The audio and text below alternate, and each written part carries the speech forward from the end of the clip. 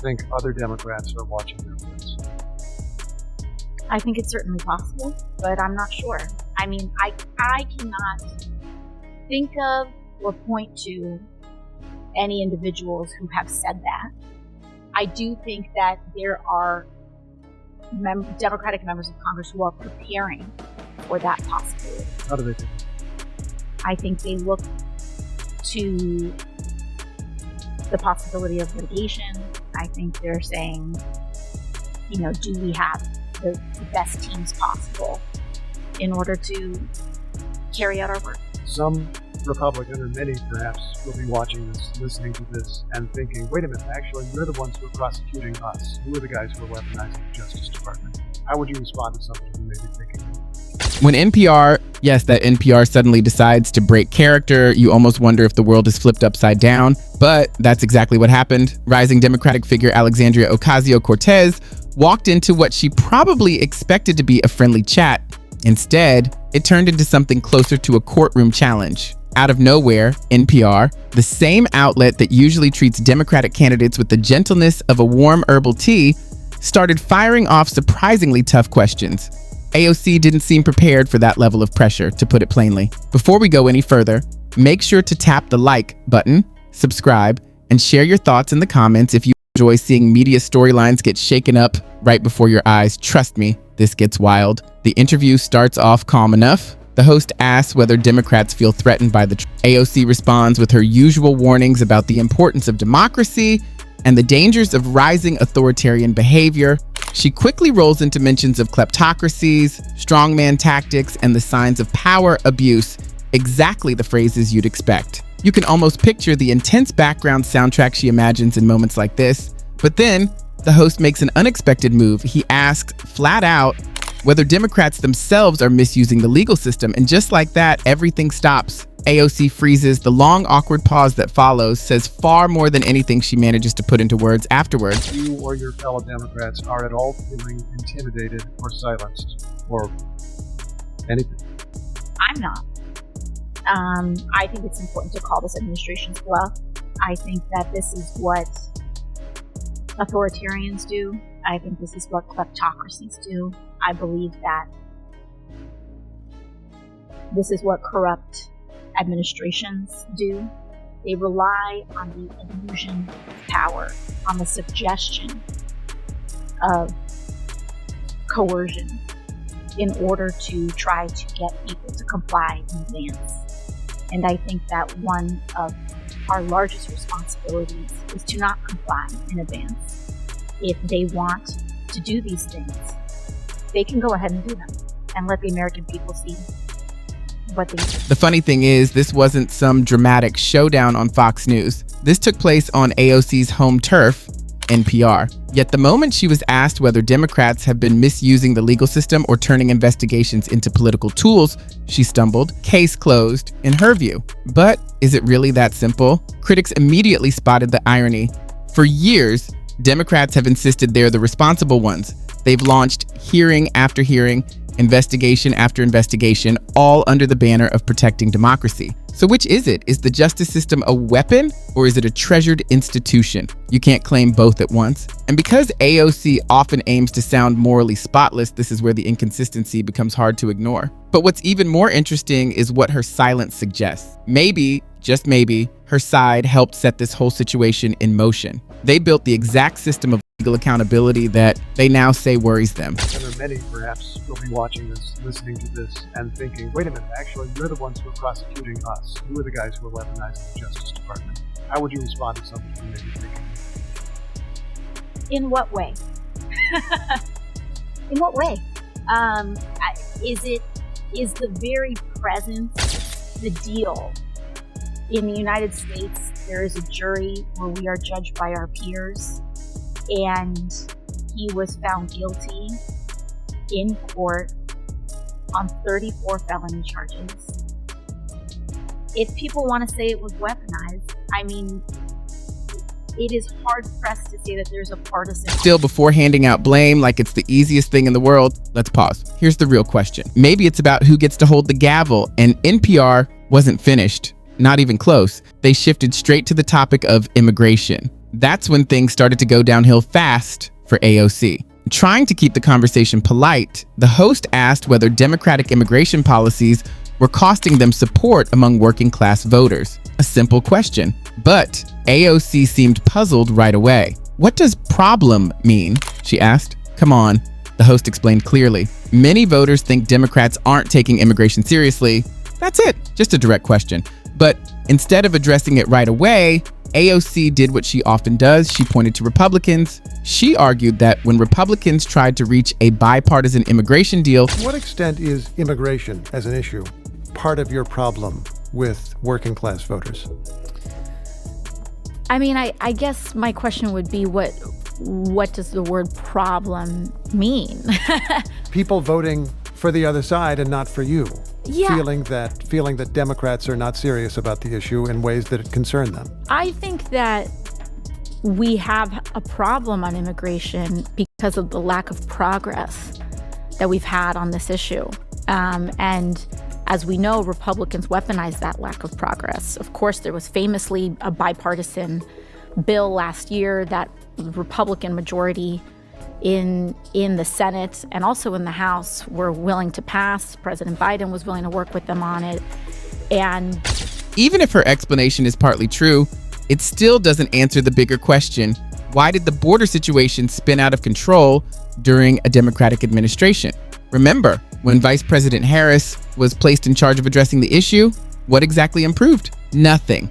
In fact, border crossings rose sharply, small towns were overwhelmed, and large cities like Chicago and New York began sounding the alarm. It wasn't conservatives complaining, it was mayors from strongly Democratic cities asking for help. Yet AOC kept pointing fingers everywhere but inward. AOC sits there, almost stunned, blinking as if she's unsure whether she's still on NPR or if she somehow wandered into a completely different type of show. It's a problem not just for Democrats, it's a problem for the entire country that Republicans do not want to solve any sort of issue with immigration. They are completely uninterested in addressing undocumented people, in addressing a path to citizenship. Well, they do want to address undocumented people by removing them, and that's what the president is attempting. Honestly, credit should go where it's deserved. The host made a solid point. No matter how someone feels, then comes the highlight of the exchange. The host asks why the Democratic approach, supposedly kinder and more effective, still puts them in political danger. AOC's answer? She claims it's because there isn't a clear path to citizenship. That was the moment my jaw practically hit the floor. This issue did seem to be a political loser for Democrats among key groups and key constituencies, if what you say is true. I think that a lack of a path to citizenship in the United States, the lack of addressing comprehensive immigration reform, creates a large population of undocumented people in the United States. And that is allowed to be weaponized in many ways. We have a large population of undocumented people in the United States. Overwhelmingly, it is not because they crossed the southern border of the United States. It's because they came here in a documented fashion and overstayed a visa and became undocumented. And it is the lack of ability for us to expand paths to citizenship, modernize paths to citizenship over decades that create this bubbling. Millions of people who earned U.S. citizenship through the current system would be shocked to hear there's no way to do it. Arnold Schwarzenegger arrived with little more than determination and still became a citizen.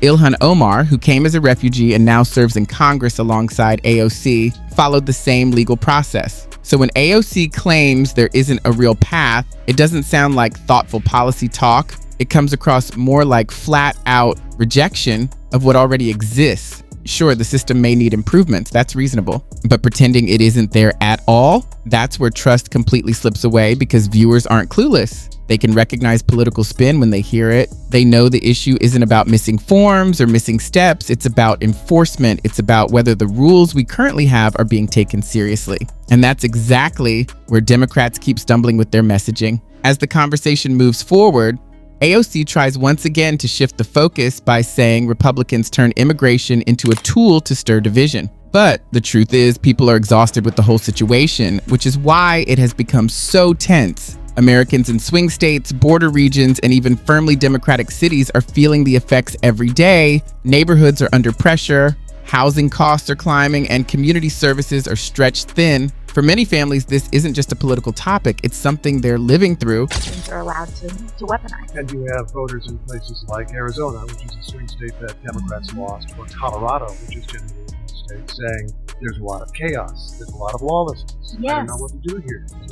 Who's looking out after me? And I think when that is paired with divestment from the social safety net, when that is paired with lack of progress on minimum wage, when that is paired with rising costs of living, it sets the stage for a strongman to point to any marginalized group and say it's their fault. Then comes the moment that really seals everything. The host brings up a specific incident. AOC illegally offered legal guidance to people in the country without permission, and instead of firmly denying it, she admits that she gave advice to all of her constituents, including those who aren't here legally. There it is, the contradiction happening right in front of everyone. On one hand, she says Democrats oppose illegal immigration. On the other, she openly explains that she's advising individuals who are breaking those rules. You can see the instant she realizes what she's just revealed. Suddenly, she backtracks and says she'll reach out to the Justice Department for clarification. But that doesn't sound like certainty. It sounds like damage control. A little bit upset, I suppose, because he felt that you were giving advice to people who were here illegally. Were you? I was giving advice to all of my constituents. He said he was going to report you, or even that he did reach out to the Department of Justice. Have you heard from the Department of Justice? I have not, and I intend on reaching out to the Department of Justice to inquire. Really? What would your question be for the Department of Justice? Well, there is and seeks to open an inquiry, and are you going to do it? What would you learn? What do you hope to learn from that exchange?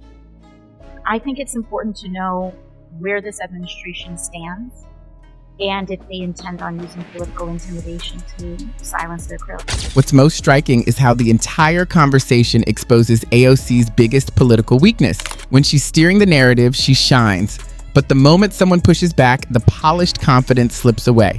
Without her usual catchphrases and applause-ready lines, staying consistent becomes a real challenge. And that's exactly what happened here. NPR, usually a place where she can expect friendly treatment, pressed her for real explanations. The result, a tangled mix of mixed messages, uneven standards, and shaky reasoning. By the end of the interview, the topic of fear and intimidation circles back. AOC warns that Democrats are preparing for the possibility of being investigated, charged, arrested. Potentially. I mean, we see that this administration is certainly wielding that threat, and we will have to see if they intend on carrying out their threats, if they are to be believed for what they are publicly suggesting. Then the answer would be yes. But we will only find out if we call their bluff. Do you think other Democrats are watching their votes? I think it's certainly possible, but I'm not sure. I mean, I cannot think of or point to any individuals who have said that. I do think that there are Democratic members of Congress who are preparing for that possibility. Honestly, that's what made the whole exchange so eye-opening. AOC wasn't the only one on the defensive. The larger narrative from the left started to show cracks. For the first time in quite a while, NPR didn't act like a reliable partner. They stepped into the role of actual reporters. And real questions revealed how fragile many of these talking points truly are. Because what remains when buzzwords like authoritarianism, weaponization, and systemic oppression are stripped away? After years of pushing one storyline, the movement behind it now seems unsure of how to handle honest criticism. AOC argues that it's important to call the current administration's bluff. But maybe, just maybe, they built the very framework for the sort of accountability they now say is being aimed back at them. And suddenly they're upset that the same system is shifting in the other direction. But the world doesn't work that way. If you design a tool, you can't be surprised when someone else figures out how to use it. I think they look to the possibility of litigation. I think they're saying, do we have the best teams possible? in order to carry out our work. This interview matters for a reason. Beyond moments of hesitation, AOC also reveals a shift. Even among media outlets that have traditionally leaned left, the landscape is starting to change. NPR is asking tough questions about accountability, the use of power, and immigration. That signals that something is stirring beneath the surface. At the same time, journalists seem to be recognizing that their role isn't just to protect narratives, they are there to challenge them. The goal is to hold people accountable. In any case, this exchange confirmed what many have suspected for a while. The Democrats' claim to moral superiority is far from absolute. Even if you spend all day talking about justice and compassion, people will notice when actions don't match words. AOC's moment with NPR wasn't just awkward, it carried weight. It could be a sign that real accountability is beginning to take root, hinting at a broader unraveling where spin and carefully crafted messaging are losing their grip. This isn't only about one politician or one interview, it's about time catching up. It reflects the unfair patterns that have become commonplace in recent years, affecting those who spoke truths others ignored or labeled as radicals simply for asking questions. It's about a media ecosystem that might finally recognize it has been favoring one side for too long. So, what do you think? Was NPR's tougher approach a genuine step toward honest journalism or just a coincidence? Share your thoughts in the comments. I'm curious to hear your perspective. If you found this analysis insightful, make sure to subscribe for more in-depth political discussions. Hit like and turn on notifications so you never miss an update. This story is far from over.